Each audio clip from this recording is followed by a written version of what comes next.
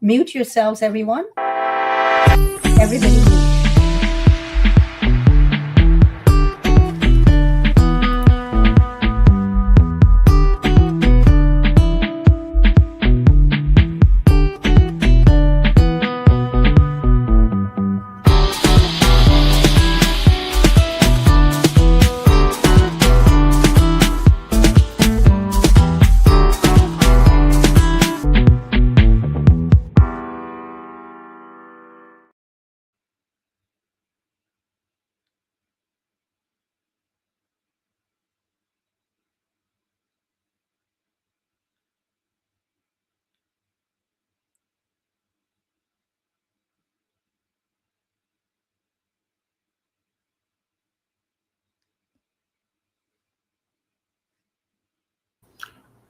Maybe you're muted, Dorit. Thank you so much. Today, everyone, we might have a big issue because my internet is very slow. So when I unmute, it takes a while before anybody hears me. So please forgive us if we have that happen today. Hi, Sabina. Welcome, welcome. So today we have a special guest coming back.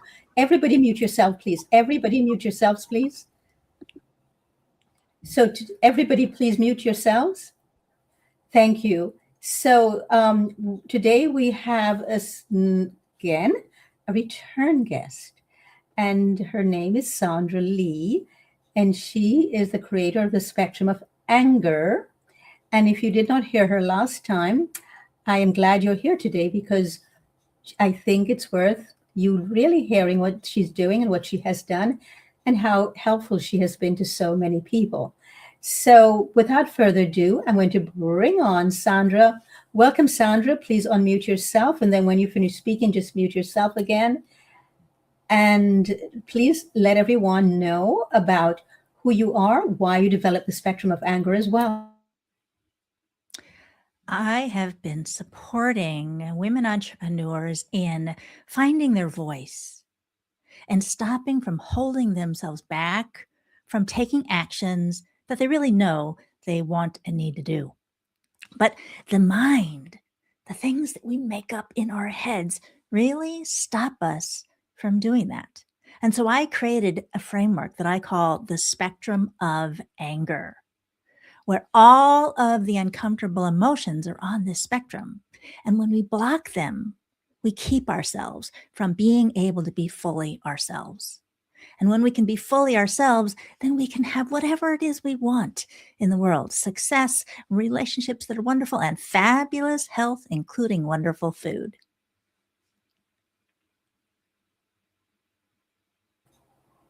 And when you say wonderful food, what do you mean by that? Please, Sandra. Well, I mention that because I know that all of you here are very much into living wonderful food. And so when I am being fully myself and really living the best life, having wonderful, healthy food is a significant contributor to that. So my question is to you, if you could please define what it means wonderful, because somebody can be eating right now at McDonald's and thinking it's wonderful food, and for them it is. So if you could please define for the audience and for us what your interpretation is when you say wonderful, healthy food. Personally, that means food that I go to the store or the farmer's market or the garden and I get whole food ingredients like fresh vegetables, fresh fruits. In my case, I also eat meat, but some people choose to and some people don't. But starting with fresh food and then making meals from that rather than eating from packages all the time, because there's a lot of people who do that as well. So in my opinion, eating living food starts with fresh ingredients. Thank you for that definition. It's really important because a lot of people are tuning in and they need to know exactly what we mean by that, because, everybody has a different perception when it comes to food. And so it's clear we need to really clarify. Sabina and Pete are our co-hosts, and we would like to ask today, Sandra, when it comes to food, how does the spectrum of anger how does it help us? Because so many people say, oh, but I eat clean. What does clean mean to you, Sandra? And they say, but then I still feel the same, or I'm still having the same problems I did before. Why do you think is that? And how can the direction that you give about the spectrum of anger, how can that help them to understand that it's not the food that does the magic? It's how we ourselves respond to the food, how we interpret it, and how we eat it, when we eat it, why we eat it. And also, how does anger factor in here, whether or not we feel like we're being healed, or we're healing ourselves with the food, or that the food has made absolutely no difference whatsoever? What a complex question. So, food is a very emotional topic. Does that make sense? We have all sorts of emotions, both positive and not so positive, associated with food. And depending on where someone is in relationship with the food that they are consuming, can make all sorts of difference in how they feel about the food and how they respond to the food. The first thing that comes up to mention is when I am upset, then my stomach gets all agitated and red. And it makes it very difficult to actually eat food and digest it and benefit from it. So, looking at the spectrum of anger, all of these upset emotions, if I am upset, like if I say I'm upset with my husband, for example, that's not a good time for me to eat anything. Because anything I put into my stomach when I am upset, it's not going to digest properly, and I'm going to get an upset stomach, and it might contribute to, like constipation or weight gain or all sorts of different things that are not necessarily what I want associated with my food. So how I feel when I am eating makes a big difference. So thinking about what it's like when I'm preparing my food. If I am feeling wonderful and happy, I'm putting loving energy, loving thoughts into my food, no matter what it is I'm eating, then that food is going to have a higher vibration. It's going to be carrying the energy of love in it. And when I consume that food, or the loved people I am sharing it with consume that food, they're going to get the benefit of that loving vibration. And that's going to support all of us in having more health and happiness in our bodies. That's one way. So thank you for that. So this is why I'm so strong about, when I work with clients, to reteach them and restructure their thoughts around food, because food is not calories. In fact, I don't agree, and I don't believe in calories. It's simply frequency. Mhm. So what you just said, that if you were irritated with your husband and then you decide you eat right after that while you're irritated with your husband, what you're actually eating is the frequency of anger. Yes. And you might have the most perfect, glorious, and cleanest food you can get, or water or a drink or juice, but in the body it is irritating you because you are irritated. So you have the energy of irritation, so anything you put in your body will also now be reduced to that frequency as well. So that is why we need to really look at anger and our own issues around food. I think we have a lot of issues of anger around food, having to do with our childhood, with our Mhm. parents, whoever we were brought up with. How would you, if you were working with a group and they had a lot of anger issues at home and they all had problems with digestion, how would you relate to that with them? From the perspective of the spectrum of anger specifically, but really any sort of energetic emotional healing, looking at things that happened in the past as being stored in the body. So if there was fighting and yelling and screaming in my childhood environment, everything associated with my life at that time is going to be carrying that energy, and it gets stored in the body, including in the food.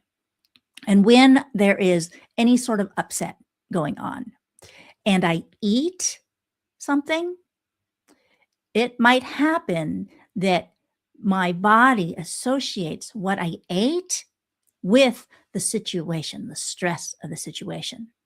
So I might have a food that normally would be perfectly acceptable for me, perfectly healthy for me. But if I eat it when I am upset, when there's a fight going on in my house, it could be that that food becomes something that I am allergic to, that I develop a sensitivity to that food because of the situation that was occurring in my life when I consumed it. And this can contribute to, people eating things that they think are healthy. And yet, for some perhaps unidentifiable reason, a particular food causes a sensitivity, a reaction, perhaps even an allergy or a rash or a noise in the back of the throat. These are signs of eating something that you're sensitive to. So it could be something simple like a carrot, for example, normally a very healthy food. But if I was eating something containing carrots or a carrot itself, when there was a fight going on in my house, my body is going to react to carrots with the energy of fights. And this can create food sensitivities to even normal foods like carrots. And so to understand that when somebody has a lot of digestive issues, a lot of food sensitivities, the process of unwinding those and recognizing what's causing those food sensitivities can be a really tremendously healing process to understand the storage of the history associated with the food. Yes, I agree 100%. So a lot of clients say to me, I'm allergic to this. And I said, exactly what do you mean? And how did you know you were allergic and when did it start? And tell me some memories. Let's keep the idea of the carrot. What's your first memory of carrots? Or what was your last memory of carrots before you became allergic? And they don't understand why I need that information, that it's really critical, because that energy that they actually chewed or just throw down their system is still with them in their bodies. And every time they see a carrot, the body responds the same, energetically the same way. So that's very important. Also, one of the things that I'm really fascinated by is family meals and family time and what happens at meal times around family tables. Very often is the only time that families get together is around the table. Now, of course, most people don't even go to the table anymore. They eat it in their room, in front of their phone, in front of their iPad, whatever. But family time was the only time that most families got together. And especially at holiday time, I find that holiday times are the most toxic around food, no matter what's being served, because all the memories of other celebrations like that, like in the United States, there's a Thanksgiving, people travel so far and pay so much money and plan so much to go to Thanksgiving. There's so much invested expectations in it, only to go back to the same table, the same people, the same memories being lit up again and expecting to feel healthy, or they're afraid to say what they eat or whatever. And the energy that is at the table at the time lives in their bodies. When you look at the spectrum of anger, where on the spectrum would that be? And how did you develop the spectrum? And what exactly is the spectrum? Let's start with what the spectrum of anger is, because that just makes it easier. So we tend to culturally have a negative experience of the emotion of anger. And this originated, again, in childhood. If there was somebody in my family or in my environment who was explosive or dangerous or violent when they got angry, then I naturally have this assumption, oh, anger is bad, it's dangerous, I can't be angry. That wasn't what my personal experience was. My experience of my childhood was that it was not okay for me to express anger. It wasn't okay for me to express my emotions at all. And so in order to survive, in order to be safe in childhood, I learned that I had to suppress my emotions. suppress my expression of my emotions, and even express my feeling of emotions. And I have found as a practitioner, I do neuro-linguistic programming. I found as a practitioner that many people don't know what their emotions are, or they don't allow themselves to feel them. And so I started noticing this as a practitioner. And I decided that as someone who's kind of an expert in the emotion of anger, that I was going to create this spectrum of the anger. So imagine all of the uncomfortable emotions, everything from, I don't know what I'm doing, I'm worried, are people going to like me? How do I look in this dress? Those low level, background level of fears and worries, all the way up to rage and terror and shame and guilt and everything in between. That's the spectrum of emotions. So by developing this framework, I say that all of these emotions are actually normal. We should be able to experience and express all of them and be able to get our needs met around them. Very different from that childhood experience of feeling like I have to suppress them all. So when we learn to be able to feel them, express them, get our needs met associated with them, they don't get stuck.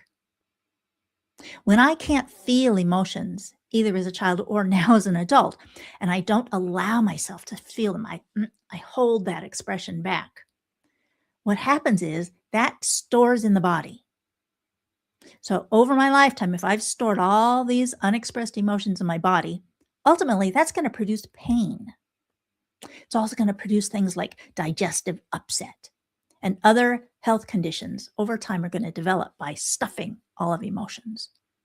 So by allowing ourselves to start to own the emotions and know what they are, be able to express them, then that sets me free to be able to be myself rather than having to suppress who I am. And this has a big effect when it comes to food. Food is such an important aspect of life. It keeps us alive, obviously. But as children, food also often becomes associated with love. Food equals love. And you may have that experience. So if I attach those things to it, then all this emotional charge gets attached to food, making it very difficult for people to make healthy decisions when it comes to food. Yes, this is a huge one that people say, oh, it's Christmas, it's Thanksgiving, it's Easter, I'll have this now. And then that begins the downward spiral back because all the emotions that were associated with that food are now back in the body and are full blown now. And then they wonder why it is that they now cannot go back to what they ate before they went home and were celebrating this holiday. Has a lot to do with it. Pete, thank you so much for this, by the way, Sandra. Pete, how do you relate to this?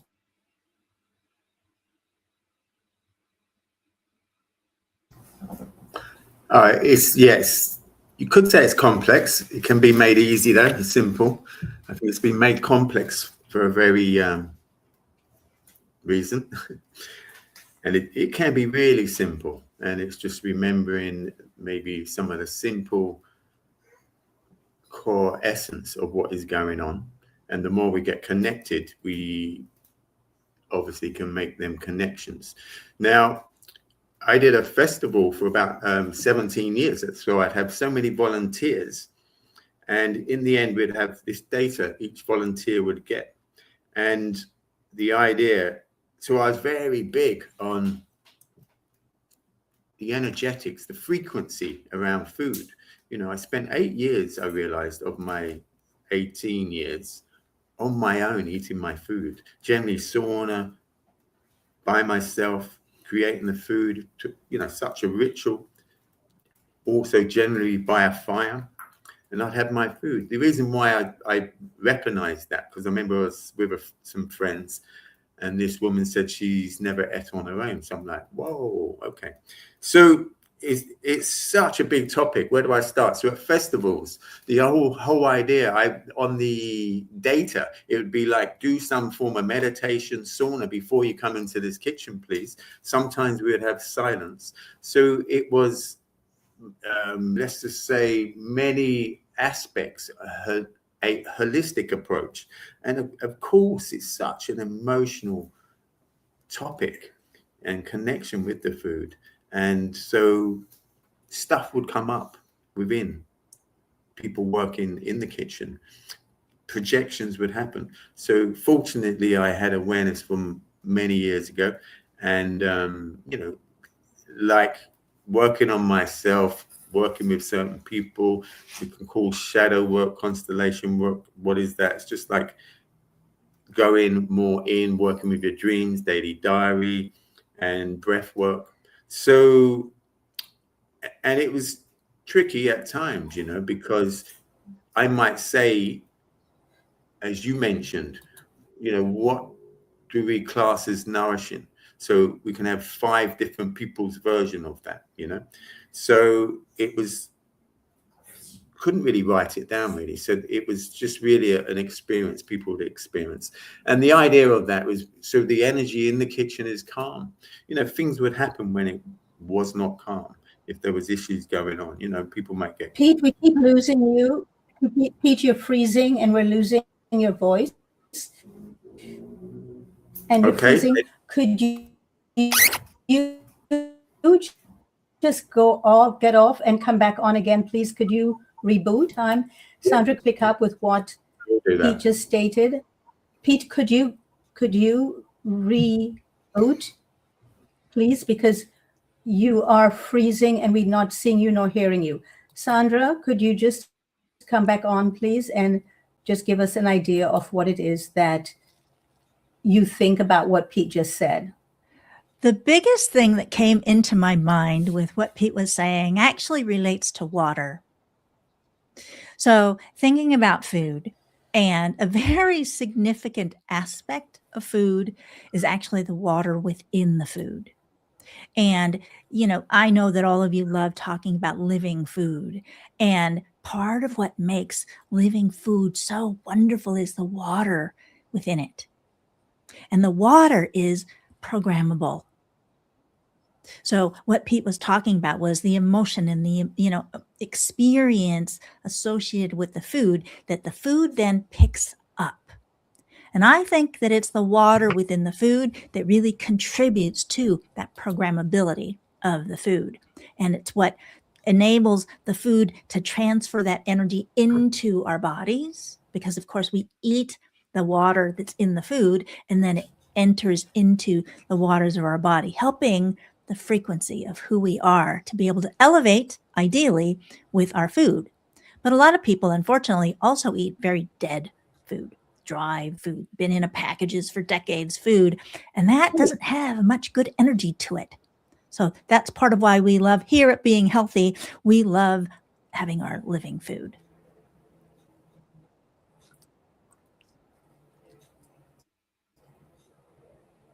You want me to keep going? Also, your voice now. Yes, go ahead, Sandra. Please go ahead. Yes.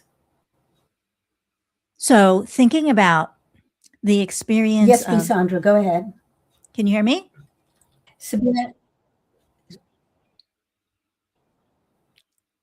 I think I should be live. So thinking about the experience. Yes, now I can. Yes, not before, but go ahead, please. Thinking about the experience of our relationships, which we've been talking about, and these family meals, and we were talking about sometimes having. So we're having a problem. Can you hear me? So, Sandra, you were frozen for a while, and we lost you. Now you're back. Okay. For a while you were gone, and now you're back. We're doing a show with disappearing acts here today. Yeah. So just start all over again, please. I'll just pick up from where we left off. Thank you. So we're talking about relationships and how when we have family meals, all of the history that's in the relationships comes forward into the meal. So just pick up from where Pete left off. Oh, talking about frequency in food. I was talking about water. Okay, so we're going to move to Sabina. I'm going to bring Sabina on. Just join us.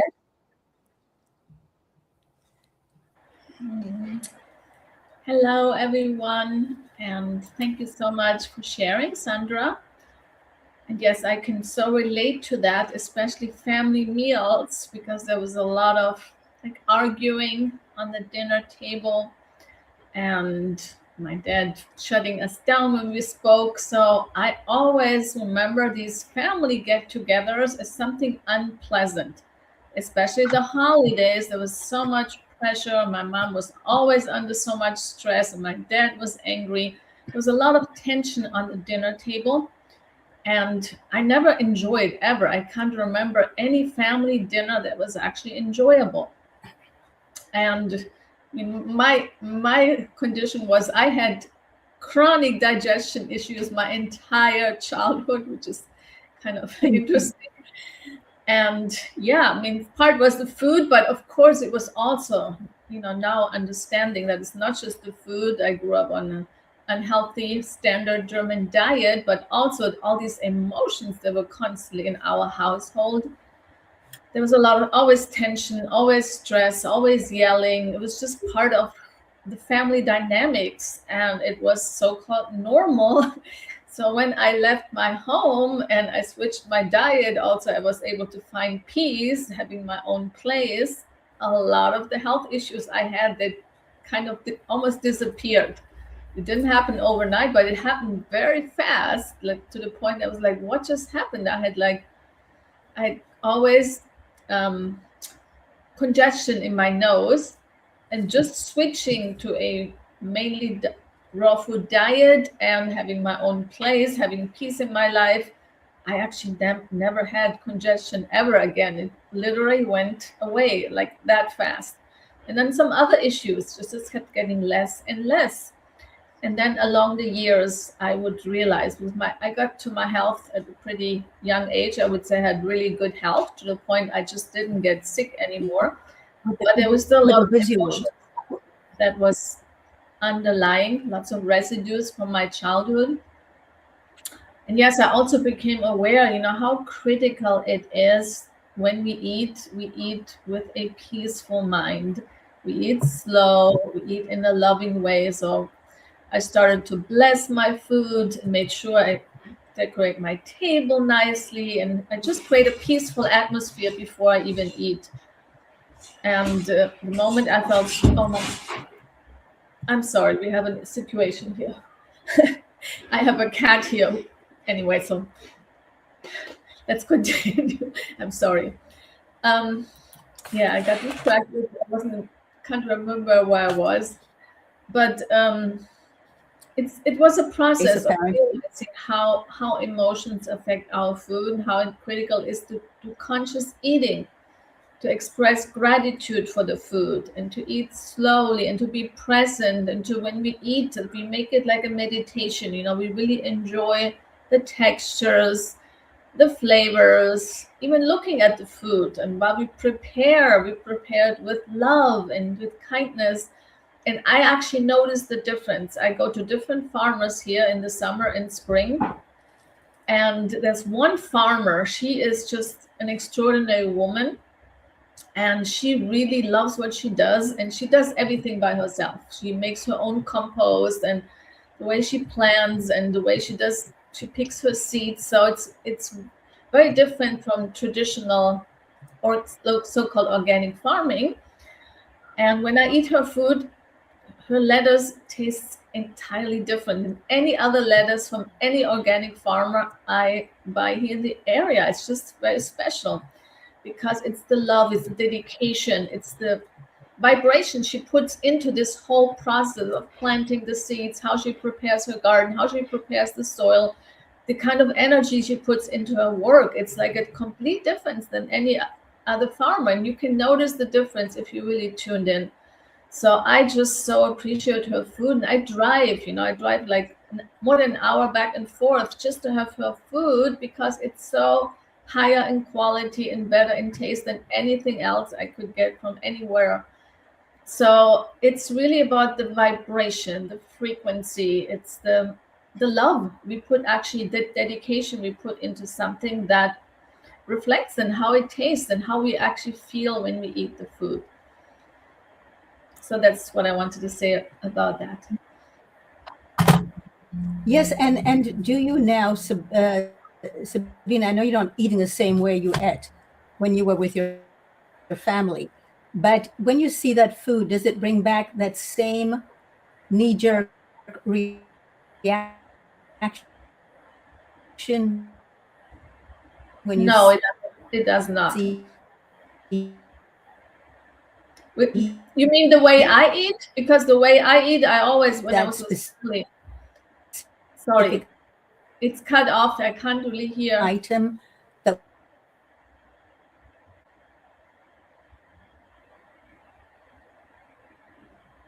I cannot hear anything anymore.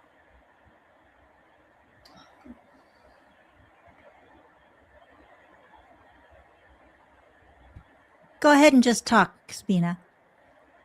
Yes, so it depends, because when I grew up, I was on a standard German diet, but once I left, I switched my diet. Even I would come back to family get-togethers, I would have my salad. So I made sure, I bring my own food. Of course, I was always the weirdo at the table. But yes, there was still the kind of tension because the memory was still there of the energy around family dinners. I never enjoyed, even I had my salad with me. I wouldn't eat their food, but there was still this, never enjoying. And then something actually, last year I went back since a long time, and actually my uncle invited me for dinner, my uncle and my cousin. And this time I actually made sure, it was important for me to have a different experience with them than ever before. So this time, they had their pork and whatever they had. I had my salad, but I made sure that I ask questions. I become interested in them. I share openly, and I'm just curious about their life. I really, made an effort to really connect to them, even they have a very different life. And we actually had a really beautiful experience, and it was just beautiful love exchange happening. Like, really, I felt it was very open-hearted and very loving, like anything I ever experienced. And at the end, my uncle said, if my son wants to ever come, he has a big house, he can stay with him and live with him for a few weeks. And my uncle hugged me. He never hugged me before. My cousin hugged me, and they said, really, they thanked us for the experience. So we actually had a beautiful exchange. So it wasn't about the food, it was more about the connection we created, instead of, looking what they eat and how can they eat that, and they're looking what I eat. There was none of that. It was just connecting to people I haven't seen in a long time, and it was actually beautiful. And you've done an awful lot of work, though, to get to this place, correct? Oh, yeah. I mean, I have been doing, let's call it inner work, since I'm 19 years old. That's more than 30 years. And I went through many dark nights of the soul. I went through 2 divorces, complete being broke, being bedridden, living in a suitcase. I mean, all kinds of really intense experiences. So my life had a lot of ups and downs and ups and downs. But really, only when I dive deep into shadow work and emotional mastery and looking at my anger, that really made a huge impact. That was just I would say, like a really tremendous shift when I addressed the emotional piece, which I find actually difficult in the physical aspect of health. The emotional health it's not easy, but if you do the work, it's so rewarding. Great. Thank you so much for that, Sabina.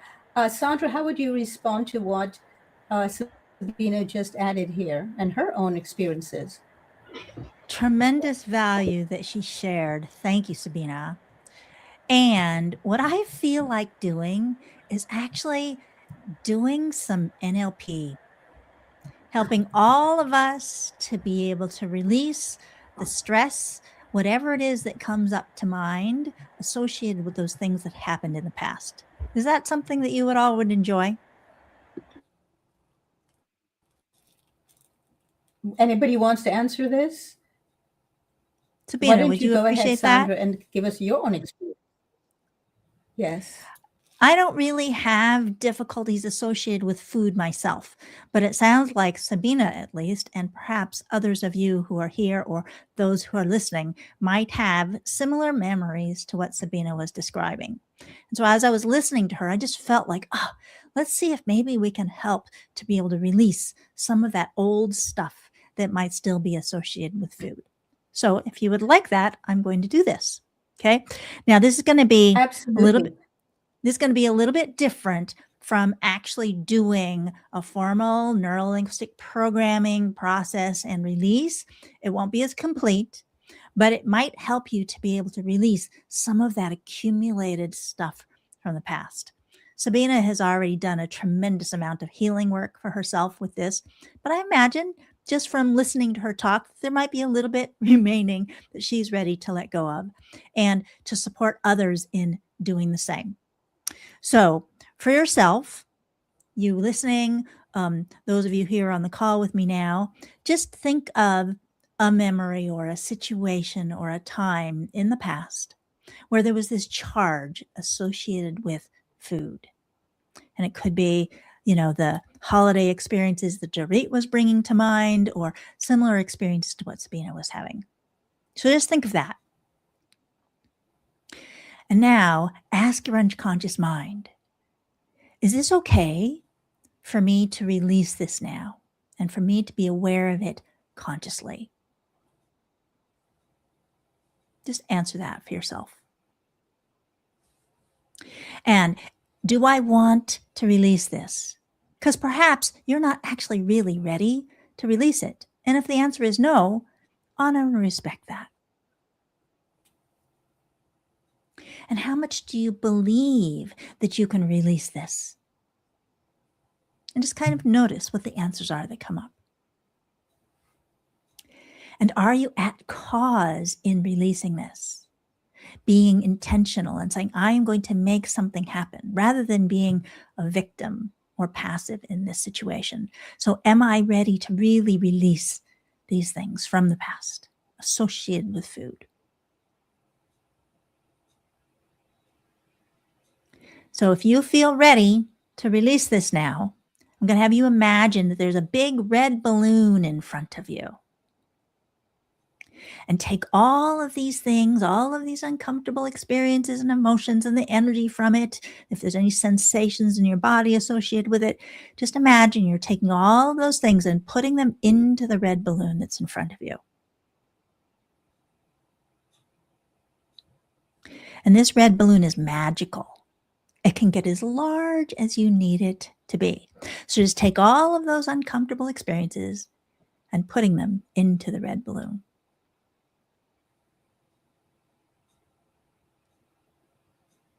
And if you have any places in your body where those energies, where those memories, where those situations from the past are stored, imagine you can release that all from every tissue, every cell in your body. And again, put that into your red balloon. Feels like there's a lot being released from people's bodies because it suddenly felt like there was this big amount that was being moved. So allowing your body and all of your cells to release all of that history associated with the challenges with food. It also comes up to include negative beliefs that you may have associated with yourself with food. And I know when it comes to food that sometimes people feel like they need to change their eating habits, but they struggle with it.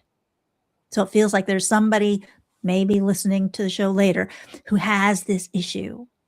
And so imagine you can release that from your energy field and release it from your body.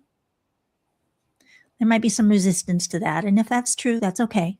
Just allow whatever it is you're able to release to put it into the balloon.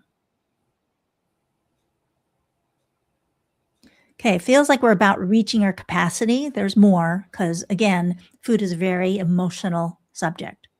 So if there's anything left that your body is ready to release, your beingness is ready to release in the balloon, go ahead and put it in the balloon now.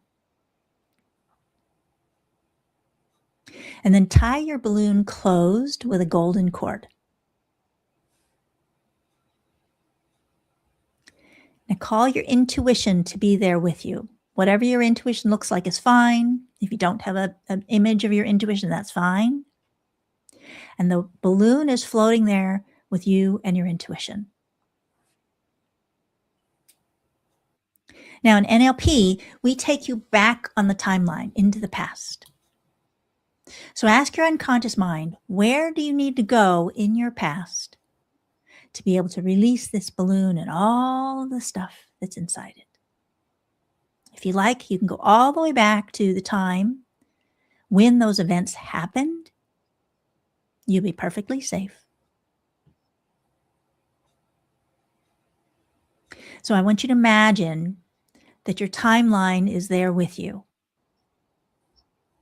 And imagine, which direction do you have to go to get to your past? Wherever that is, just notice it.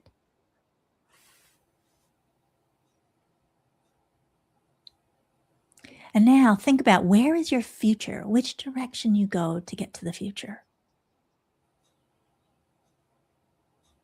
And this is like a line from the past to the future. Wherever it is that goes, that's fine.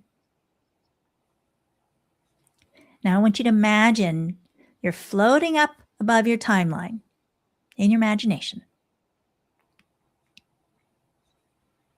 And then float in the direction of your past and go back to the time that your unconscious mind has told you that you can release this balloon.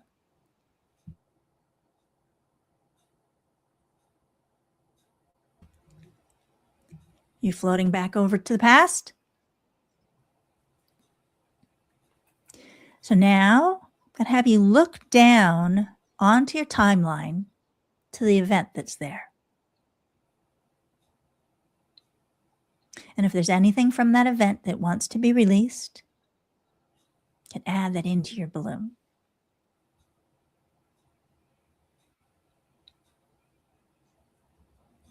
And think, what do I have to learn? What are your learnings? And allowing whatever learning wants to come to becoming aware into your mind. Getting learnings is part of what enables the balloon to release.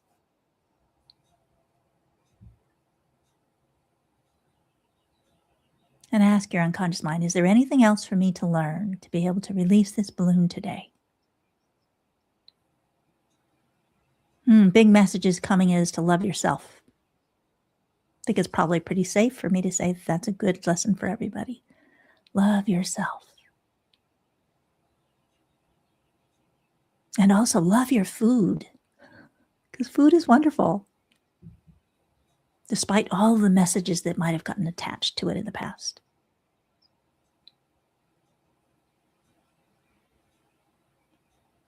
Are there any other learnings for you to get to be able to release this balloon today?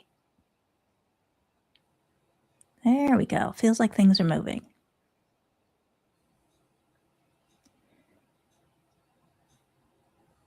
And allow your balloon to float away. Allow it to float away up into the sky. And the earth energy will take that energy in the balloon and clean it and use it for something positive. So allowing your balloon to release and float away.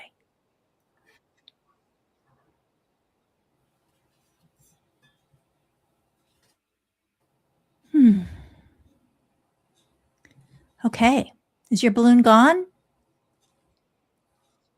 Say bye.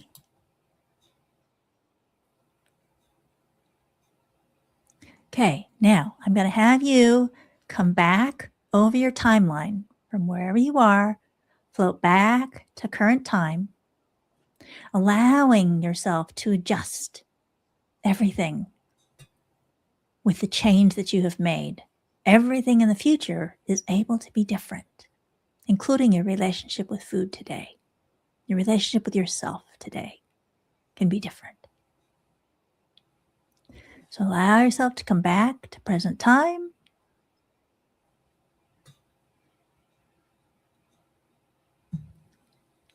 and come back into the room.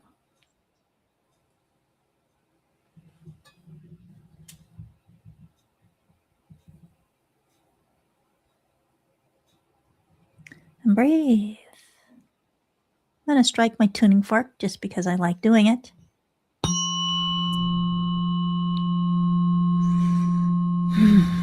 Love yourself.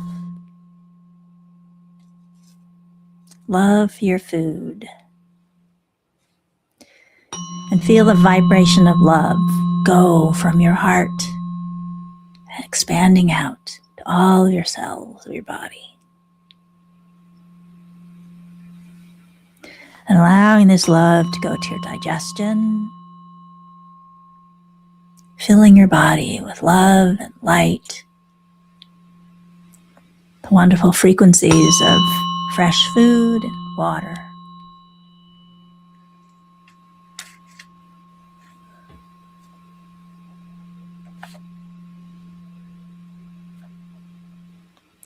So come back to the present moment.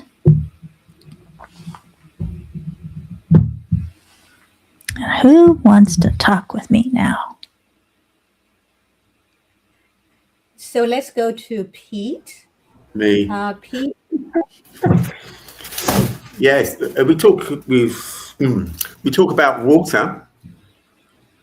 Yeah, we talk about water frequency. I bring it more core to frequency if we relate to Dr. Emoto. Is interesting. So in terms of living frequency, so I suppose I'm pretty big on that. From witnessing many things from an early child, you could call it potential fractured psyche. And yeah, what you just done, Sandra, is amazing. You know, I was introduced to some of that 46 years ago. And what I've come to realize is worked very deeply with my dreams and brought that more, whether left side, right side balance, potentially. And the energetics, what I realized, you know, you did mention you eat some meat, and that's fine. But to me, that is a cognitive dissonance, and we can agree to disagree. And when we talk about the energetics of water, so the death of the animal that it goes on the plate people are eating, I've witnessed with many people and in my dreams, literally sense the energy from what's going into my body, whether it's a dead carcass, whatever it is, or people's energy in food. So yeah, I've witnessed the most extreme, from, you know, the torture, rape and murder of what goes on our plate. Personally, freedom starts on the plate. And, you know, so many stories, and I've had, say, more. So my witness of that, whether we call it a judgment or not, is that is the most extreme level of a trauma, to an unrecognized trauma. And people who do say they're okay with their food, that's okay, and that's beautiful. And I've seen it time and time again, witnessed that time and time again. You know, being on the front line for 17 years, working with different people and doing the CAF, and 10 or 15 people each time. So, yeah, and I think it's beautiful to be okay with it all.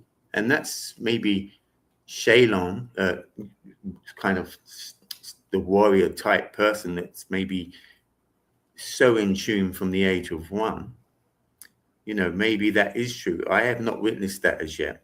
And, you know, all the time there are battlefields, you know, or slaughterhouses, there will always be battlefields.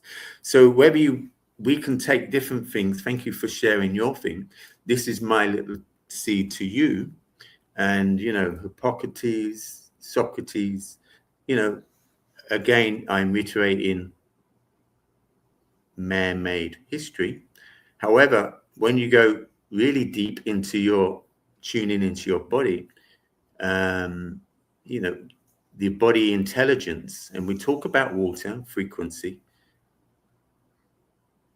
then when we connect there, then you really truly know what your body is telling you. And then we can go deeper past potentially the 6-month trauma that you had, and look at potential for parents to do that in the beginning. There's going to be a cognitive dissonance. So this is just my awareness, and again, we don't have to agree on this. So I've witnessed so many things over the years, so many things.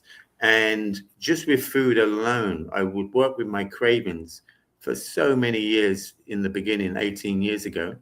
And I had this technique, very connected with my dreams. I'd have a craving. So I'd do my practice, and then bang, it took me back to what you talk about, a certain age. So to me, it just is. It's really simple. And I went through probably 20, 30 in the first month, revisiting different traumas. And yes, of course, food is connected to what I recognized. It's a mild sedative, and the brain connection, association. However, the more dense dead food keeps us in a frequency and a vibration, and that's okay if people want to stay in a frequency and vibration. But in some respects, I witnessed time and time again, whether it's fish, meat, heavy foods, it can be just chips, it can be within the vegan, within the raw food.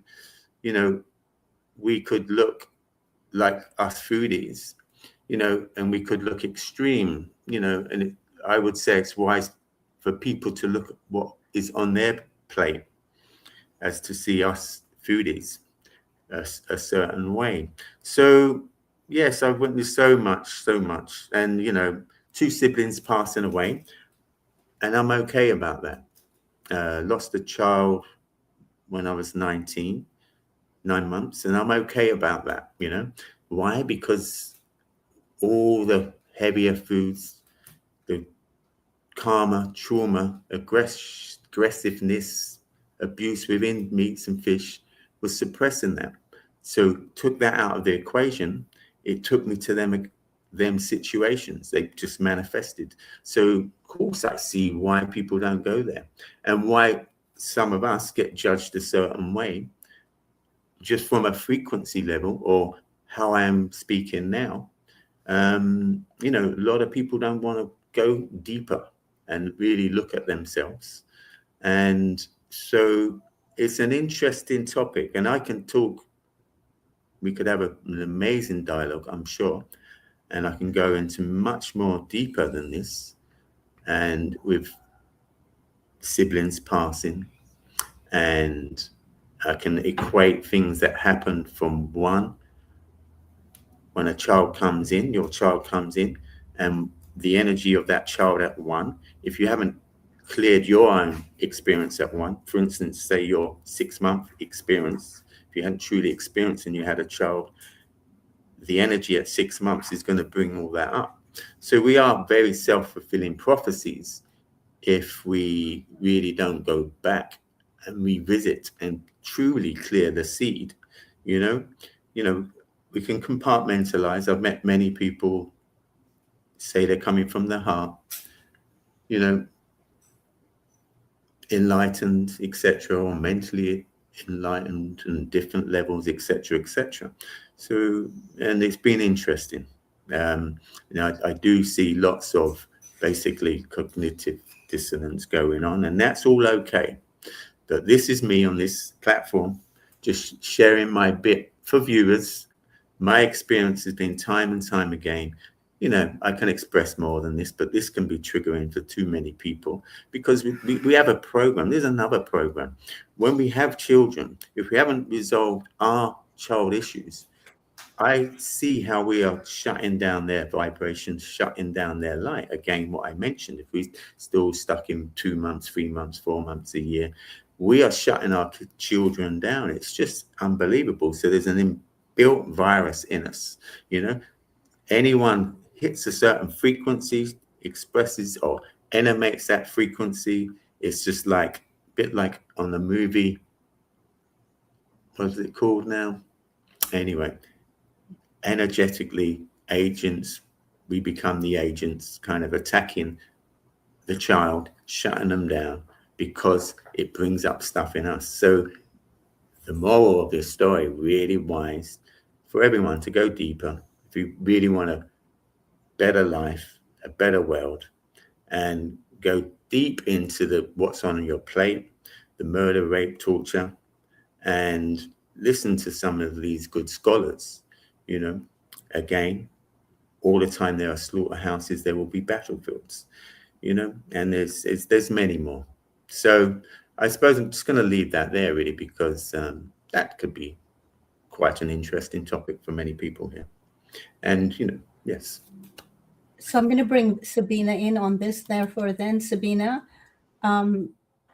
you also listened, I know, partially to what Sandra was doing. Were you able to follow along? Like, I know you had the cat being there. So, and I know you've done so much work and shadow work. And have you ever used the tuning forks? Yes, I have one myself. And yes, I have used it. I still use it to this day to charge my water. So I always do that. And sometimes when I'm not sure about the food, if it's 100% organic, I will also use the tuning fork and raise the vibration of the food. And I've used it on myself. When I had some emotional stuff going on, I would put the tuning forks, different parts of the body. And that I found it to be very effective. When my son was little and he had some temper tantrum, I would use the tuning forks. Yes, I have been using it for many years, and it's a really powerful tool.